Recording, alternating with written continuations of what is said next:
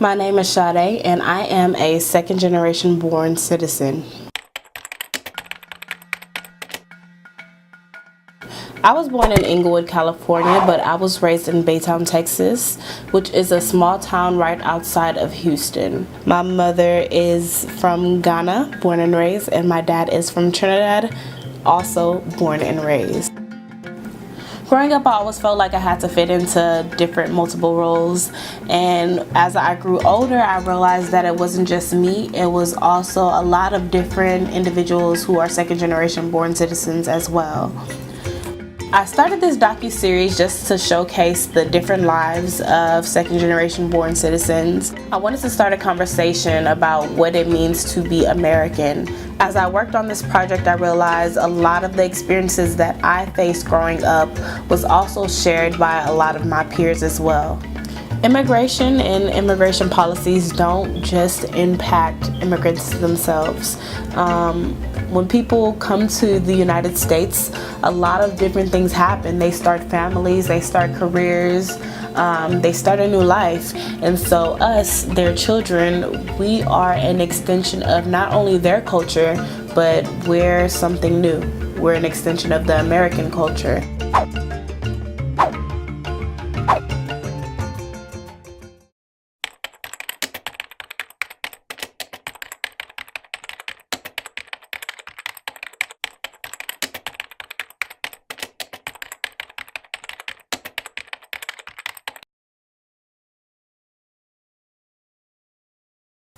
I identify myself as a West Indian, a West Indian that was born in America.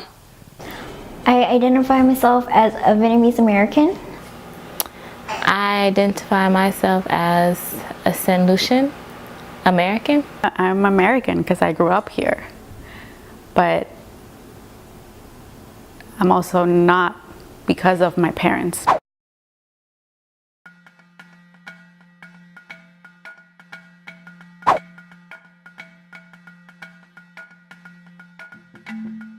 Houston is very diverse. I am a prevention specialist and I have the opportunity to work with people from all over the world. I work with people from Mexico, people from Europe, people from Africa, people from South America, Central America. I feel like Houston is such a melting pot. You get to meet people from all walks of life, and so it's really nice that you could step out and then you could just talk to anyone where they could just tell you about where their backgrounds are, where their family is from, and each person is individualized. They don't fit in such a distinct mold. Have to talk about social media and how that has connected people easily. So now if you are interested in taking a position abroad, it's easier for you to connect with people, with a company, and to make that transition easy. If you look at the media, we have Spanish TV channels that are a very trusted source of information. Sometimes, I know in bilingual households, like my household, you check in on both English and Spanish to get a more well-rounded idea of what's happening, especially internationally. Radio and even print, and definitely a growing influence on social media.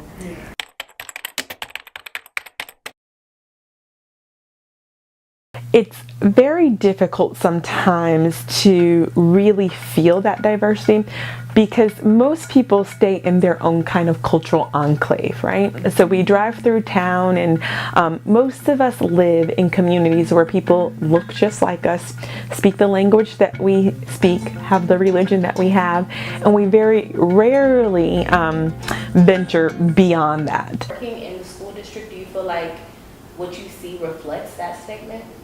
As far as like the different kids, the different races and ethnicities, do you feel like that's actually true? No. I will say it depends on the area. If some schools are mostly African American, others are like Hispanic, and then others are white Caucasian. There are a couple of schools where there are, kids from all over the world, but it's not like that in every school in Houston. I think that even beyond the immigrant population, they talk about how diverse this city is, but it's very segmented. Yeah. You don't. You work in diverse work environments, but you don't live in diverse work environments. So I think we should look for intentional cross cultural experiences.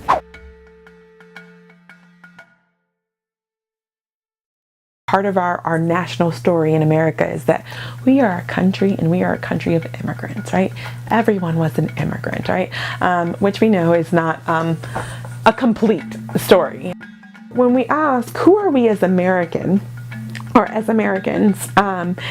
we answer that question by saying, we talk about our religion, we talk about our values, our history. Not fitting into that, there is a tendency to not want to embrace or include them. I felt like in elementary, kids felt like they could only be around their kind, I guess you could say. And I don't know why it would be like that in elementary school, because I feel like more in elementary school you should see no color. Probably when I went to school more in the Crosby area, because there wasn't too many West Indian kids there, so I guess I kind of stood out a little bit because I spoke a little different. So I was always labeled as the Jamaican, or something, the Trinidadian girl, never American. I would explain to the kids, I'm American, I'm born here, I'm American just like y'all, but they never really accepted me as being the American girl. I was always the island girl. So when I was in high school, it was my geometry teacher. She said, Maria, you're really pretty. You're not like other Mexican girls. And at first, I didn't know what to say. I was just like, okay. And then she said, you're also very smart. So that was like the first time where I was like, what? So do you think that other Mexican people aren't smart or aren't pretty?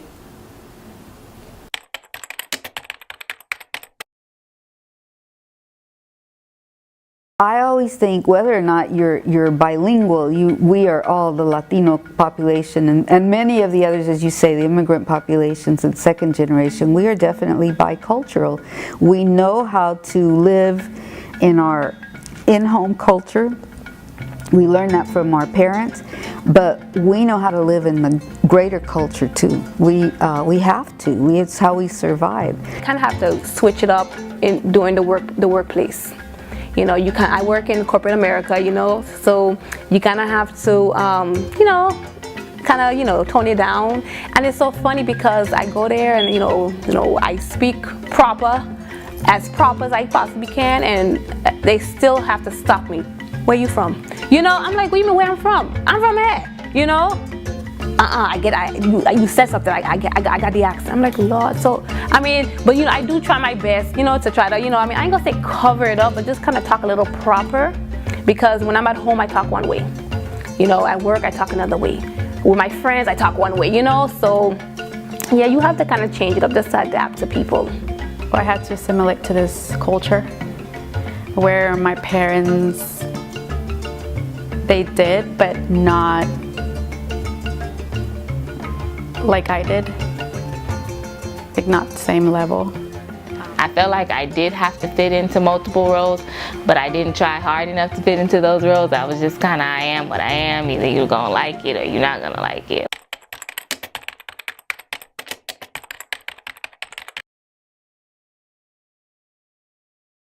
I didn't have to go to English as a second language classes or bilingual classes. I was maybe one out of like 30 kids in my grade that didn't have to sit in those classes.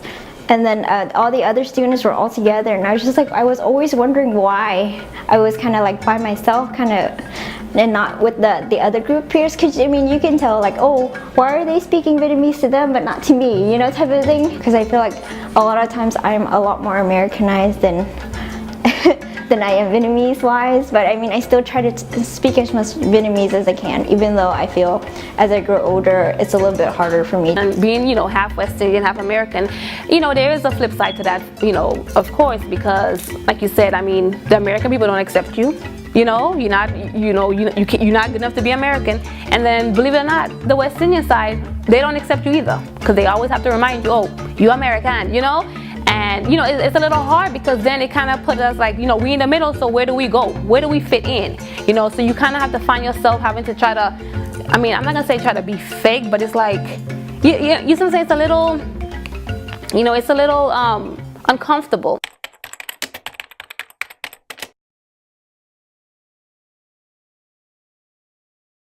Whenever I start having a family, I would just be like, okay, well, I need you to speak more in Vietnamese so that way you don't lose part of your roots. Because I know that I see my nieces and such, they just speak a lot of English. They're not able to communicate with my mom and dad as much anymore. So it's just like my sisters are like, oh no, say that again in Vietnamese. I have been begging my mother to only speak to him in patois, simply because she did not teach me.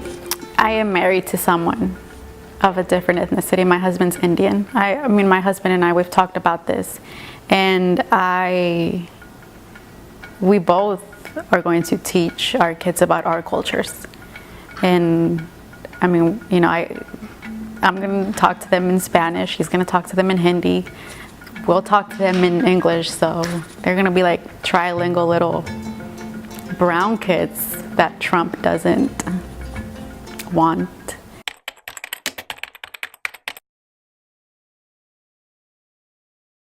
The Trump policies where they were trying to rescind the DACA Act, where with related to that, I mean, I know a lot of immigrants here, they come here in order to achieve the American dream that they weren't able to in their own native country. And I feel like my mom and dad were like that as well. But with related to the Trump policy, it just makes it so much harder for those immigrants to be able to succeed. And keep in mind that Houston has a large number of people who at least were eligible for DACA. I want to say 23,000 individuals, which is a significant number. And so we have a significant number of people who were directly impacted by this program not being reauthorized. They always lived with this sense of, you know, we could get sent back any time. But once you've been here like 10, 15 years, you start to get comfortable, you know how to manage. When the change in administration happened, it shook that security, it shook people. Because when it comes right down to it, we're all, this immigrant fear it just cuts across everyone. They're not saying, well, I don't fear this immigrant and I fear that immigrant. It just hits all of us. Oh yeah. Well, for one, my mom just naturalized. Maybe about 6 years ago, she naturalized, and before she naturalized, you know, she actually lost her documents. She had lost her purse one day. It got stolen. So for almost 5 years, she was walking around with no ID, no identification whatsoever. So it was kind of scary because I used to be I was kind of paranoid because I just knew if for some reason she got pulled over or if a cop was to approach her, she didn't have no identification on her, not even her green card she had, all of that she lost. So I used to be very scared and nervous thinking that, you know, if they ever, you know, detain her, they might, you know, try to deport her. Also my dad, he was actually deported. So, you know, yeah, that's the flip side, yeah. So we live in it now because he's actually right now in St. Lucia. I have to be respectful. You don't have to. I've had some fiery answers to that one. I feel very negative about it. I feel like it's definitely showing what America has been and still is. A lot of people say, well, Trump is racist, or, you know, it's making other people racist. No, it's not making other people racist. It's been like this. He's just kind of given everyone the okay to come out and do all these and say all this racist crap.